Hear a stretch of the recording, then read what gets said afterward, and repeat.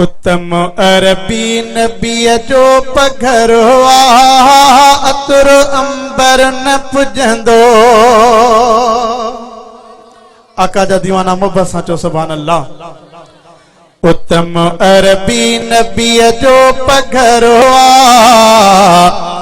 उत्तम अरबी नबी जो पघरो अतर अंबर न पुजंदो। उत्तम अरबी नबी जो पघरो अतर अंबर न पुजंदो। अतर अंबर न पुजंदो। अज बि खुशबू जनाबन जो घरवा अज बि खुशबू जनाबन जो घरवा अतर अंबर न पुजंदो। उत्तम अरबी नबी जो पघरो अतर अंबर न पुजंदो। जिस्म जान नबी जो मुअत्तल सुरहो सजन सोनो सरवर। ओ जिस्म जान नबी जो मुअत्तल सुरहो सजन सोनो सरवर। जान रखंदो ही हर एक बशरवा जान रखंदो ही हर एक बशरवा अतर अंबर न पुजंदो। उत्तम अरबी नबी जो पघरो अतर अंबर न पुजंदो। अज बि खुशबू जनाबन जो घरवा अतर अंबर न पुजंदो। जय घिटी असां घुमिया महकजी पई जाथे जाथे पुगा महक थी वई। मोहब्बत सां चो सुभान अल्लाह।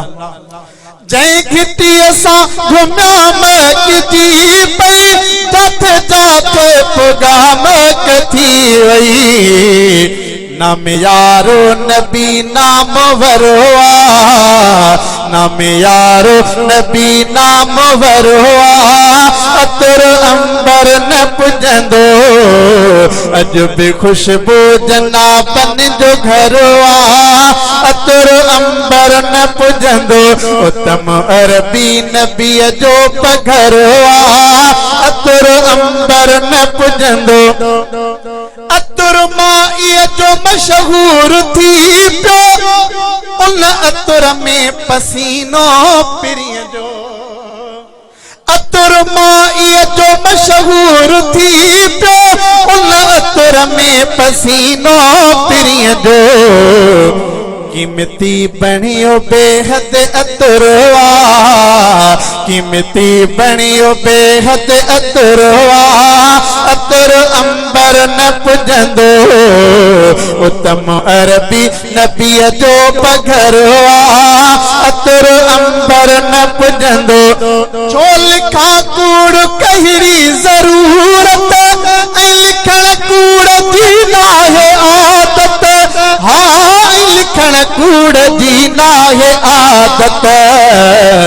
सचो मुंहिंजो लिखल हर अखर अतर अंबर न पुजंदो। उत्तम अरबी नबी जो पघरो अतर अंबर न पुजंदो। अतर अंबर न पुजंदो।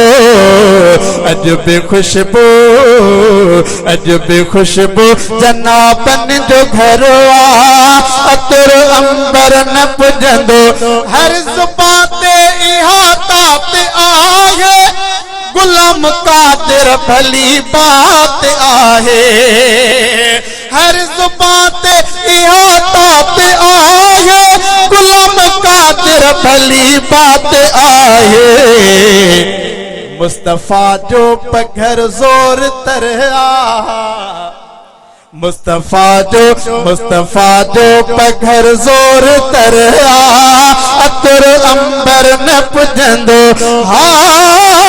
अतर अंबर न पुजंदो।